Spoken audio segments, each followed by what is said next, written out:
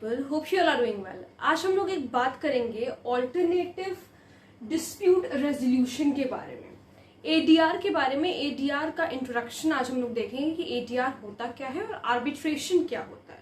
Basically इस topic का नाम है arbitration and alternative dispute resolution, जिसे मैं एडीआर के नाम से अब रिकग्नाइज करूंगी आगे। सबसे पहले तो ये देखते हैं कि ये कॉन्सेप्ट जो है एडीआर मैकेनिज्म का, ये कहां से अराइज हुआ। तो article 39A of constitution says everyone must have an equal opportunity of getting justice. सबके पास, हर एक इंसान के पास इक्वल अपॉर्चुनिटी होनी चाहिए जस्टिस के लिए, and this must not be denied to any citizen by economic or other sort of disabilities. और ये जो जस्टिस है ये डिनाई नहीं होना चाहिए किसी भी सिटीजन को, किसी भी नागरिक को, चाहे वो किसी भी तरीके से हो, चाहे वो किसी इकोनॉमिक तरीके से हो, जैसे कोई आर्थिक अगर उसे समस्या है तो उसकी वजह से भी उसका जो जस्टिस है, उसको जो न्याय है वो डिनाई नहीं होना चाहिए, या फिर कोई अदर सॉर्ट ऑफ डिसेबिलिटीज है, मान लो कि वो बीमार है और वो कोर्ट की फॉर्मेलिटीज पूरी नहीं कर सकता, तो एक आर्बिट्रेशन आपको एक एज अ दूसरा मेथड मिलता है कि आप अपने जो डिस्प्यूट्स हैं आप दोनों के बीच में, दोनों पार्टीज के बीच में, वो आप सॉल्व कर सकते हैं। तो ये कॉन्सेप्ट आर्टिकल 39A से आया एंड सेक्शन 89 सीपीसी से आया। सेक्शन 89 सीपीसी कहता है settlements of disputes outside the court, कि कुछ ऐसे डिस्प्यूट्स हैं, अगर कुछ ऐसे डिस्प्यूट्स हैं जो कि बाहर, कोर्ट के बाहर अगर उनका सेटलमेंट हो सकता है तो हम कहेंगे कि आप भाई कोर्ट के बाहर सेटलमेंट कर लो और कोर्ट का बर्डन इस तरीके से नहीं बढ़ेगा। क्या नीड थी एडीआर मैकेनिज्म की, ऑल्टरनेटिव डिस्प्यूट रेजोल्यूशन की? क्या नीड थी? ऑल्टरनेटिव डिस्प्यूट रेजोल्यूशन से क्या समझ में आ रहा है? एक जो डिस्प्यूट को रिजॉल्व करने का या सॉल्व करने का एक दूसरा ऑल्टरनेटिव। एक तो हम जानते हैं सीधी सीधी तरीके से कि अगर कोई डिस्प्यूट हुआ तो हम कोर्ट चले गए, ठीक है। सीधी सीधी तरीके से एक चीज हम जानते हैं कि अगर कोई डिस्प्यूट हुआ है किसी हम दोनों के बीच में, पार्टीज के बीच में, तो हम कोर्ट चले गए।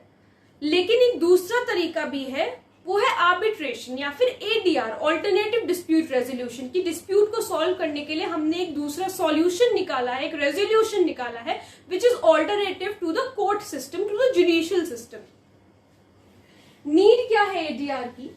अदर मेथड्स, देखो ये मैंने पैराग्राफ में लिखा है, हालांकि अगर आप चाहो तो आप इसको पॉइंट्स में ब्रेक कर सकते हो। पॉइंट्स में अगर ब्रेक करोगे तो आसानी रहेगी याद करने में, ठीक है। तो मेरा सजेशन यही है कि आप इसको पॉइंट्स में ब्रेक कर लो। देखो आप अदर से लेकर के ईयर्स तक एक पॉइंट बना सकते हो, फिर उसकी वजह से दूसरा पॉइंट बना सकते हो, तो ऐसे पॉइंट्स में आपको याद करना आसानी हो जाएगी। So now other methods of justice is extremely expensive and delaying. जो बाकी सारे मेथड्स हैं जस्टिस पाने के, न्याय पाने के, वो बहुत ही डिलेइंग है। हम देखते हैं कि कोर्ट में जब कोई केस जाता है तो वो कितने कितने सालों तक चलता रहता है, यूजुअली कई सालों तक केस चलता रहता है और बहुत एक्सपेंसिव भी है। ऑब्वियसली हमारे जो वकील होंगे वो हमसे अच्छी खासी फीस लेते हैं। The parties to the dispute have to wait for justice for years. जो पार्टीज हैं डिस्प्यूट की, उन्हें जस्टिस पाने के लिए, न्याय पाने के लिए काफी साल तक वेट करना पड़ता है। The lengthy and expensive process of litigation has reduced the faith of common people in the judicial system being followed by the courts. ये जो लेंदी और ये जो एक्सपेंसिव प्रोसेस है, इसमें इतना सारा पैसा लग रहा है, इसकी वजह से जो जुडिशियल सिस्टम है, जो कोर्ट का जो जुडिशियल सिस्टम ये जो फॉलो कर रही है कोर्ट, इस पर से लोगों का फेथ कहीं ना कहीं डगमगा गया है। इसलिए नहीं, लोग ये नहीं सोचते कि उन्हें जस्टिस नहीं मिलेगा, इसलिए क्योंकि ये काफी ज्यादा एक्सपेंसिव हो जाता है किसी भी कॉमन आम आदमी के लिए। अगर किसी वकील की फीस मैं कहूँ, फॉर एग्जाम्पल समझ लो, मान लो एक हियरिंग की कोई वकील, अगर अच्छा वकील अगर है तो वो मीडियम, चलो अच्छा भी नहीं, मैं मीडियम वकील की बात करती हूँ, वो 25 से 30 हजार रुपए लेगा, ठीक है। बाकी और जो थोड़े से अच्छे वकील है, जो रिनोन्ड वकील हैं, जिनका थोड़ा सा नाम है, वो और ज्यादा फीस लेते हैं। तो एक हियरिंग का इतना फीस एक आम आदमी के लिए देना थोड़ा सा डिफिकल्ट होता है, थोड़ा क्या वो डिफिकल्ट ही होता है, ठीक है। तो ये जो एक्सपेंसिव प्रोसेस है, ये जो लेंदी प्रोसेस है, इतना समय लग जाता है किसी भी केस को सॉल्व होने में। मैं सिर्फ एग्जाम्पल के तौर पे कह रही हूँ, बाकी तो ऐसे भी कुछ केसेस हैं जो जल्दी से रिजॉल्व किए जाते हैं, लेकिन ऐसे बहुत से केसेस जो हम देखते आते हैं, कभी कुछ केसेस 10-15 साल चलते रहते हैं। तो उसके बेसिस पर ये जो लिटिगेशन का प्रोसेस है, इसकी वजह से जो कॉमन लोग हैं, जो आम आदमी है, उनका जो फेथ है, जो भरोसा है जुडिशियल सिस्टम पर, वो कहीं ना कहीं डगमगा जाता है. These weaknesses of judicial system has given birth to alternative remedies for the disposition of disputes. ये जो वीकनेस है जुडिशियल सिस्टम की, इसी वजह से बर्थ मिला, जन्म हुआ इन ऑल्टरनेटिव रेमेडीज का, जो डिस्पोज करेंगी डिस्प्यूट्स को. Alternative remedies provide cheap and speedy justice. ये कीवर्ड है. ऑल्टरनेटिव जो रेमेडीज हैं बहुत ही चीप और जल्दी से जस्टिस प्रोवाइड कराती हैं. That is the reason ADR mechanism is preferred by disputing parties for the resolution of their dispute. इसीलिए यही रीजन है कि ADR मैकेनिज्म को जो डिस्प्यूटिंग पार्टीज हैं वो प्रेफर करती हैं, ताकि उनका डिस्प्यूट्स का रेजोल्यूशन हो सके, उनका डिस्प्यूट रिजॉल्व हो सके. तो इतनी बात से आपको क्या समझ में आया? बात हमें ये समझ में आई हमें ADR की जरूरत क्यों है. हमें ADR की जरूरत इसलिए है क्योंकि ये एक बहुत ही चीप प्रोसेस है. चीप एज इन बहुत इनएक्सपेंसिव प्रोसेस है, पैसा बहुत नहीं लगता है इसमें. स्पीडी प्रोसेस है, स्पीडी जस्टिस प्रोवाइड हो जाता है. मतलब कॉमन लोगों को कोर्ट में नहीं भागना पड़ता है, पैसा ज्यादा नहीं खर्च करना पड़ता है. कोर्ट की भागदौड़ से जो कोर्ट की फॉर्मेलिटीज होती हैं उससे लोग बच जाते हैं. तो बेसिकली इन्हीं सब चीजों से बचने के लिए ही आदमी ADR मैकेनिज्म का हेल्प लेता है, आर्बिट्रेशन का हेल्प लेता है. ठीक है. तो ये कॉन्सेप्ट कहाँ से आया? अगर आप लोगों के सेमेस्टर में आर्बिट्रेशन और ये ADR मैकेनिज्म है तो आप लोगों को ये पता होना चाहिए कि ये कॉन्सेप्ट कहाँ से अराइज हुआ है. तो article 39A and section 89 CPC, ये दोनों अच्छे से याद रखना. कभी कभी डायरेक्टली क्वेश्चन इससे सेमेस्टर में आ जाता है कि सेक्शन 89 CPC किस बारे में बताता है, या फिर settlement of dispute outside the court कौन से सेक्शन में डिफाइंड है CPC के ADR के पेपर में. ठीक है. चलो अभी तक तो हम लोगों ने देखा कि नीड क्या है ADR की. अब हम लोग देखते हैं कि ADR होता क्या है. So ADR processes are decision-making processes that do not involve litigation or violence.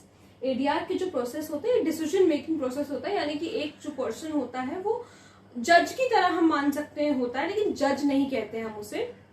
जैसे अगर आर्बिट्रेशन का प्रोसेस है तो वो आर्बिट्रेटर कहा जाएगा. ठीक है. तो वो डिसाइड करता है दोनों पार्टीज के बीच में. तो ये डिसीजन मेकिंग प्रोसेस होते हैं और इसमें लिटिगेशन इन्वॉल्व नहीं होता, किसी तरीके का कोई वायलेंस इन्वॉल्व नहीं होता, किसी को मार नहीं पिटती है. बेसिकली पुलिस ऑफिसर इन्वॉल्व नहीं होता, तो कोई भी वायलेंस किसी तरीके का नहीं होता है. Alternative system is available to the disputing parties including arbitration, conciliation, mediation, negotiations etcetera. ये सारे क्या है? ये सारे टाइप्स हैं ADR प्रोसेस के, कि इतने तरीके के ADR सिस्टम हो सकता है. Arbitral institutions provides ADR services for quicker, less costly and consensual resolution of civil disputes outside the crowded court system. ये जो ADR की सर्विसेज हैं, ये किस तरीके की सर्विसेज हैं? क्विकर है, जल्दी काम हो जाता है, लेस, ज्यादा पैसा नहीं लगता, इनएक्सपेंसिव है जैसे कि मैंने पहले भी बताया, और कॉन्सेंट से हो जाता है. दोनों पार्टीज जो भी आपस में डिसाइड करती हैं वो दोनों के कॉन्सेंट से अपना अच्छे से राजी खुशी वो डिसाइड कर सकती हैं, और ये क्राउडेड कोर्ट सिस्टम के बाहर होता है. ADR promotes communication between the parties. ADR क्या प्रमोट करता है कि पार्टीज आपस में अच्छे तरीके से कम्युनिकेट करके जो भी उन्हें डिसाइड करना है वो डिसाइड कर लें, and enables them to solve their actual concerns behind the dispute. और ADR एनेबल करता है लोगों को कि वो अपने डिस्प्यूट्स सॉल्व करें, जो भी एक्चुअल कंसर्न्स हैं उनके. Many disputes like consumer complaints, family disputes, construction disputes can be effectively resolved through ADR. बहुत सारे ऐसे डिस्प्यूट्स हैं. इसके एग्जांपल्स हैं कि कंज्यूमर कंप्लेंट्स जो होती हैं, कस्टमर से रिलेटेड जो कंप्लेंट, कस्टमर शॉपकीपर के बीच में अगर कुछ है तो वो ADR से हो सकता है. फैमिली डिस्प्यूट्स हैं, आपस में फैमिली में कोई झगड़ा हुआ है तो वो ADR के प्रोसेस से हो सकता है. कंस्ट्रक्शन के कोई डिस्प्यूट्स हैं तो ये इफेक्टिवली ADR से सॉल्व किए जा सकते हैं. बेसिकली बात यह है कि ADR से जो सिविल डिस्प्यूट्स हैं वो हम लोग आसानी से सॉल्व कर लेते हैं. इसका एक एग्जांपल और समझ लो. जैसे पहले गांव में अभी भी होता है, पंचायत का सिस्टम चलता था. ठीक है. पहले तो बहुत प्रिवेल करता था पंचायत का सिस्टम. तो उसमें एक सरपंच होते थे, वो डिसाइड करते थे. तो ये समझ लो वो सरपंच ही आर्बिट्रेटर होते थे। जो भी पार्टीज के बीच में, गांव वाले के बीच में जो भी डिस्प्यूट होता था किसी फैमिली के बीच में, वो सॉल्व करते थे। उनका मामला पंचायत तक लाया जाता था और उससे सॉल्व किया जाता था। सरपंच डिसाइड करते थे कि क्या होगा और फिर वो सब पे बाइंडिंग भी होता था। तो ये इसका मतलब है, इसका एक एग्जाम्पल है। अब एडवांटेजेस भी हैं और जिसके एडवांटेजेस हैं उसको कुछ ना कुछ डिसएडवांटेज तो जरूर ही होता है। सो पहले एडवांटेजेस देख लेते हैं। सबसे पहला है लेस टाइम कंज्यूमिंग, टाइम कम लगता है। कॉस्ट इफेक्टिव मेथड है, वही शुरू से हम लोग देखते आ रहे हैं कि टाइम कम लगता है और कॉस्ट इफेक्टिव है। लीस्ट कॉम्प्लिकेटेड प्रोसीजर है, बहुत ज्यादा कुछ पेपर वर्क नहीं है। जो भी टेक्निकलिटीज हैं, फॉर्मेलिटीज हैं कोर्ट की, उससे इंसान फ्री रहता है। People are free to express themselves without any fear of law. लोग जो है वो किसी भी तरीके से अपने आप को एक्सप्रेस कर सकते हैं बिना किसी लॉ के डर के। जैसे अगर आपने कोर्ट में कुछ भी उल्टा सीधा बोल दिया तो आप कोर्ट में कुछ भी ऐसे उल्टा सीधा नहीं बोल सकते ना, आपको एक मर्यादा में, एक दायरे में रह करके बोलना पड़ता है। अगर आप ऐसा नहीं करते हो तो फिर आपको कंटेम्प्ट ऑफ कोर्ट में हेल्ड कर लिया जाएगा। लेकिन एडीआर का प्रोसेस क्या है, इसमें लोगों को कुछ सोचने की जरूरत नहीं है। वो जो चाहे वो, हाँ ऑब्वियसली बदतमीजी नहीं कर सकते, लेकिन जो वो बोलना चाहे वो फ्रीली वो एक्सप्रेस कर सकते हैं खुद को। Chances of restoring relationship back as parties discuss their issues together on the same platform। जो भी रिलेशनशिप पार्टीज के बीच में है उन्हें वो अच्छी तरीके से दोबारा से रिस्टोर कर सकते हैं। क्योंकि ऐसा क्यों? क्योंकि वो एक सेम प्लेटफॉर्म पे डिस्कस कर रहे हैं अपनी सारी प्रॉब्लम्स। तो इससे देखो, अगर कोर्ट में कोई चीज हो रही है, अगर मामला कोर्ट तक पहुंच जा रहा है, तो जो पार्टीज के बीच में जो रिलेशन होता है वो कभी कभी सार हो जाते हैं। जो रिलेशन होते हैं वो थोड़े से सार हो जाते हैं। लेकिन अगर एडीआर के थ्रू कुछ भी हो रहा है तो ऐसे चांसेस होते हैं कि जो पार्टीज का जो रिलेशनशिप है वो पूरी तरीके से खराब ना हो, उसे रिस्टोर किया जा सके। Prevents further conflict and maintains good relationship between the parties. Further अगर कोई कॉन्फ्लिक्ट उसको प्रिवेंट करता है, अगर कोई फर्दर कॉन्फ्लिक्ट होने वाला है उसको प्रिवेंट करता है और गुड रिलेशनशिप मेंटेन करता है पार्टीज के बीच में। तो ये वाला यहीं से आगे अगर आप रिलेशनशिप रिस्टोर करने की बात करो तो इसका यही मतलब है कि गुड रिलेशनशिप पार्टीज के बीच में मेंटेन हो रहा है। ठीक है, अब देखते हैं disadvantages of ADR. So it does not always guarantee an expeditious resolution. जरूरी नहीं है कि हमेशा एक्सपीडियस आपका रेजोल्यूशन मिले, कोई सोल्यूशन मिल ही जाए। Procedure is at times uncertain. कभी कभी जो प्रोसीजर होता है वो अनसर्टेन हो जाता है, समझ में नहीं आता कि क्या होगा, है ना, next moment. Can not give remedies like injunction, punishment, imprisonment etcetera. इस तरह की रेमेडीज ऑब्वियसली ये सारी तो कोर्ट की चीजें हैं। कोई भी किसी भी तरीके का स्टे ऑर्डर देना है अगर, तो ये कोर्ट देगा। कोई भी आर्बिट्रेटर तो दे नहीं सकता, ना पनिशमेंट दे सकता है, ठीक है, ना कोई इम्प्रिजनमेंट दे सकता है, किसी भी तरीके का कुछ ऐसा नहीं हो सकता है। बस हाँ, एक कम्युनिकेट करा देता है वो पार्टीज के बीच में, ताकि वो पार्टीज जो है आउटसाइड द कोर्ट अपने जो भी डिस्प्यूट हैं उन्हें आसानी से सेटल कर ले और कोर्ट के प्रोसीजर से वो बचे रहे। लेकिन कोई भी आर्बिट्रेटर, जैसा कि मैंने कहा, आर्बिट्रेटर जज नहीं होता, तो आर्बिट्रेटर कभी भी किसी इस तरीके के रेमेडीज नहीं दे सकता है, क्योंकि वो कोर्ट के बाहर की सेटलमेंट की बातें हैं। तो अगर कभी भी कोर्ट के बाहर सेटलमेंट हो रहा है तो ये सब नहीं होगा। Due to flexibility it is ineffective. इतना ये जो फ्लेक्सिबल है, ये फ्लेक्सिबिलिटी भी इसका एक वो बन गया, डिसएडवांटेज बन गया कि इसके फ्लेक्सिबल होने की वजह से कभी कभी इनइफेक्टिव हो जाता है। मतलब कभी कभी ऐसा होता है कि पार्टीज मानती नहीं है, नॉन बाइंडिंग हो जाता है उनके ऊपर कि वो ये चीज मानती ही नहीं है। तो ये भी एक डिसएडवांटेज है एडीआर का। ठीक है, तो आई होप आप लोगों को समझ में आया होगा कि एडीआर क्या होता है। इस वीडियो का पर्पस यही था कि मैं आप लोगों को बता सकूं कि ये कॉन्सेप्ट कहाँ से अराइज हुआ, क्या नीड थी आखिर एडीआर प्रोसेस की, क्यों हमें एडीआर प्रोसेस की जरूरत है। देखो, एडीआर प्रोसेस की जरूरत हमें इसलिए है ताकि कोर्ट पे जो बर्डन है इतने सारे केसेस का वो कम हो सके, क्योंकि केसेस बहुत ज्यादा हैं और जो जजेस का नंबर है वो उन केसेस के मुकाबले में काफी ज्यादा कम है। ठीक है, तो इस वजह से हमें जरूरत है ऐसे प्रोसेस की जहां पर पार्टीज को कोर्ट ना जाना पड़े, जिससे दोनों का फायदा हो। इससे पार्टीज का भी फायदा हो रहा है, उन्हें ज्यादा कॉस्ट नहीं पे करनी पड़ रही है, टाइम कम लग रहा है इश्यूज को सॉल्व होने में, और कोर्ट का भी फायदा हो रहा है क्योंकि उनका बर्डन कम हो रहा है। तो हमने आज इस वीडियो में देखा कि कहाँ से ये कॉन्सेप्ट आया और कहाँ से क्या इसकी नीड है एडीआर की, और एडीआर होता क्या है, इसके एडवांटेजेस क्या है और डिसएडवांटेजेस क्या है। तो ये दोनों चीजें तो बहुत इंपॉर्टेंट है। कई बार आपसे पूछी जाएगी कि क्या एडवांटेजेस हैं और क्या डिसएडवांटेजेस हैं एडीआर के। तो आई होप आप लोग को समझ में आया होगा।